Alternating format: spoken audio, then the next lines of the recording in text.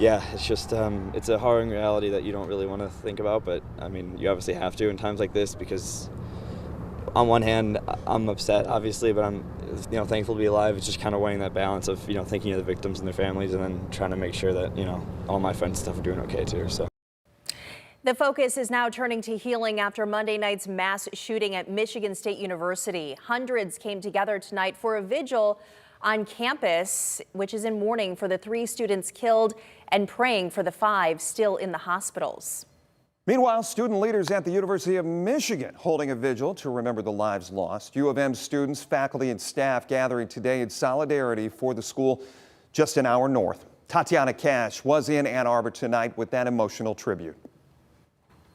Here at the Dyad at the University of Michigan, students, faculty, and staff gathered together to comfort one another, send prayers, share some fears, and maybe even some anger about the mass shooting that happened at Michigan State University.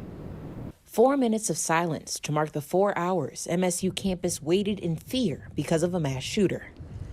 The massive crowd filled the common area.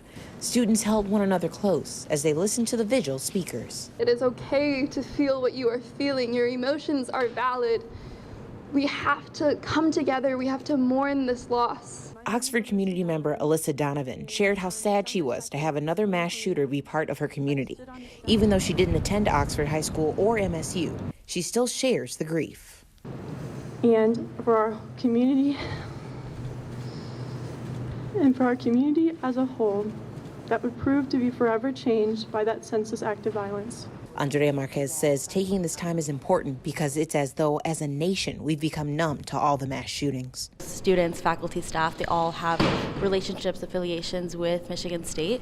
More than anything, it's important to hold space for that rather than just go back to normal, as we're so accustomed and used to doing. For Natasha Zake, because shootings are so common, she admits to a subtle fear that's in the back of her mind now.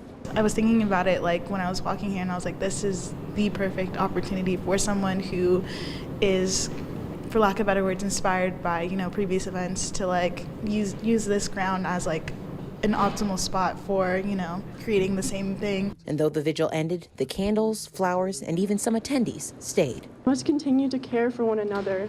We must find within ourselves the love, strength, and grace to inspire and demand change. No matter if you're a Wolverine or a Spartan, the focus was about unity and supporting one another, especially in this time of need. Here in Ann Arbor, Tatiana Cash, WTOL 11.